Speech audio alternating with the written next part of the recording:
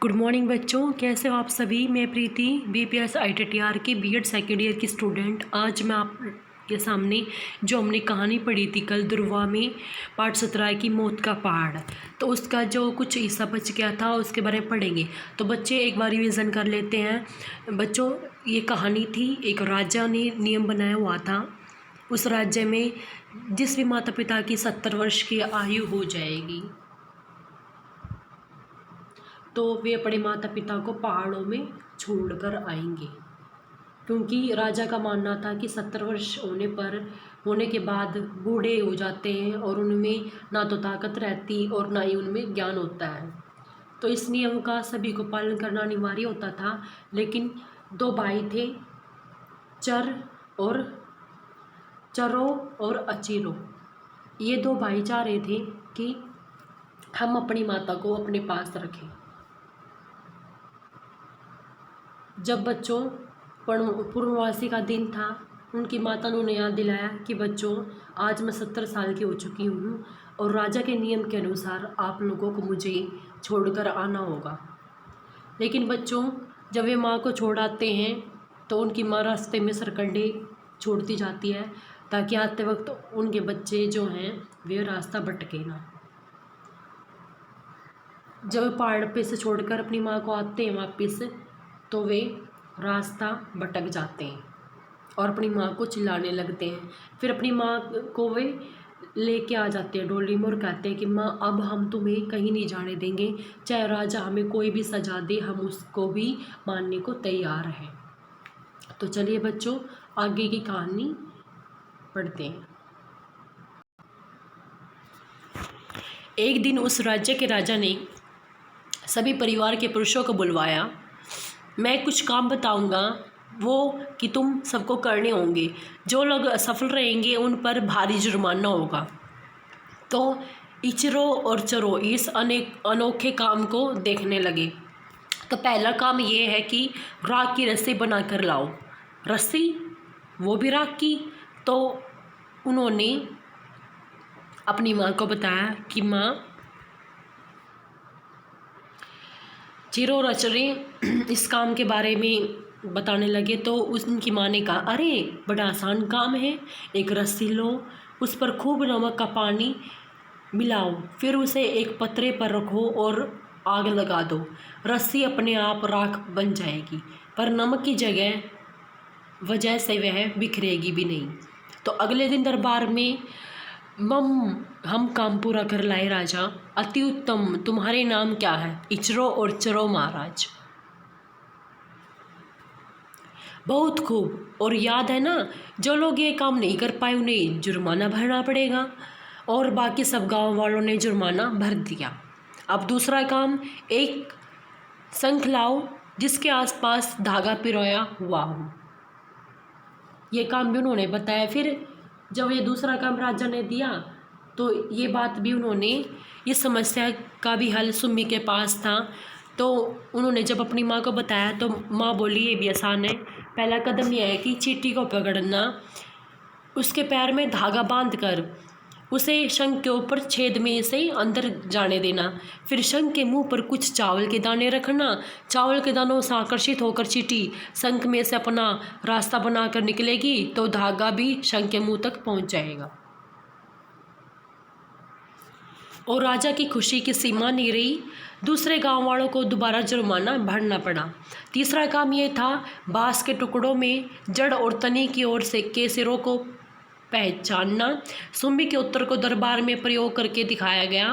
बांस के टुकड़े को पानी में डालिए, जो सिरा तेरे वह तने की ओर है और जो डूबे वह जड़ की ओर। लाजवाब मेरे बच्चों, इस बार भी तुमने काम कर दिखाया। राजा ने फिर चौथा काम बताया, एक ऐसा ढोल लाओ जो बिना बजाए बजता हो। राजा का बताया ये काम भी बच्चों ने घर पर अपनी सुम्मी माँ को बताया। फिर कुछ देर बाद सुम्मी सोचकर बताने लगी, अचार के इस डिब्बे का ढक्कन और पेड़ा हटाने से वह दोनों ओर से खुल जाएगा। अब चमड़े के गोल टुकड़े काटकर इनमें दोनों ओर मगर उससे पहले कुछ मधुमक्खियाँ अंदर छोड़ दो। जब राजा जी ने के पास वे गए चिरो और अचिरो अपना काम करके जो राजा ने बताया था। तो राजा की उत्सुकता और बढ़ने लगी, वो खुश हो गया और ढोल को जब उसने हाथ में उठाया तो अंदर मधुमक्खियाँ घबरा कर उड़ी और चमड़े से टकराने लगी, जिससे चारों ओर डुप डुप डुप की आवाज़ आने लगी। ढोल अपने आप बजने लगा। चमत्कार चमत्कार मेरे बताए सभी पूरे करने के उपलक्ष्य में ए लड़कों, मैं तुम्हें उगते हुए सूर्य का पदक प्रदान करता हूँ। ये बात राजा ने कही। जब इस पर चिरो और अचुरो ने जवाब दिया कि महाराज रुकिए, हम एक अपराध स्वीकार करना चाहते हैं। हम इस सम्मान के हकदार हम नहीं बल्कि हमारी माँ है, जिन्हें हमने अपनी झोपड़ी के पीछे छुपा रखा है। हालांकि वे 70 वर्ष की हो चुकी हैं, पर हमने उन्हें कभी कहीं नहीं जाने दिया। इस तरह हमने राज्य का नियम तोड़ा है। क्या? राजा ने कहा, क्या तुमने नियम तोड़ा है? तब तो तुम्हें वही दिया जाएगा जिसके तुम लायक हो। तो राजा कहता है, तुम्हें क्षमादान दिया जाता है। हा हा हा हा। इचिरो और चरो, आज मुझे बहुत बड़ी सीख मिली है। मैं अपने बनाए उस निर्दय नियम को रद्द करता हूँ। महाराज कृपया करके आप इन गाँव वालों के जो आपने जुर्माना लिया था वो वापस लौटा दीजिए, क्योंकि ये बेचारे तो गरीब हैं और गरीब से गरीब और हो जाएंगे। मैं सिर्फ न इनके पैसे लौटाऊंगा बल्कि एक कोष स्थापित करूंगा जिसकी सहायता से सभी अपने बूढ़े माँ बाप को अच्छे तरीके से परिवश कर सके।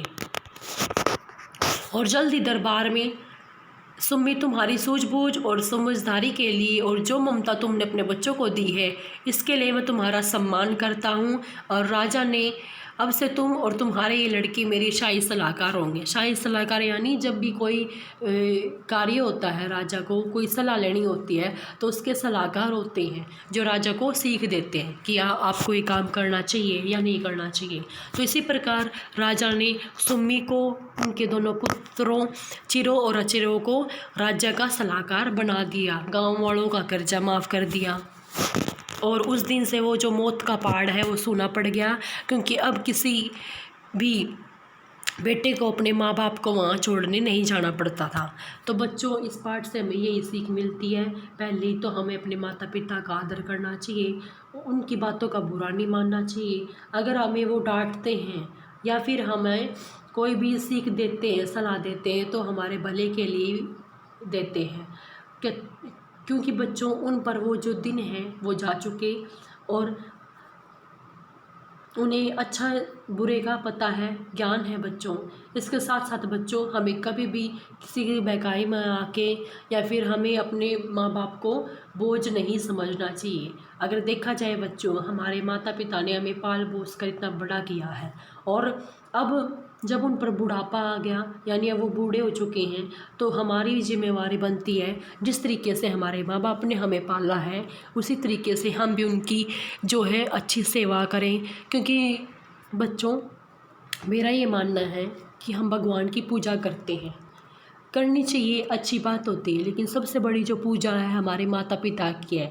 वे पूजनीय योग्य हैं, हमारे गुरुवर हैं, जो हमें ज्ञान देते हैं, हमें अनुभव देते हैं, हमें सच के रास्ते पर चलाना सिखाते हैं। हमें जब हम रास्ता भटक जाते हैं तो उनको ये पता होता है कि हमारे बच्चे अब इस उसमें हैं, तो हमें उन्हीं के बारे में क्या सोचना चाहिए।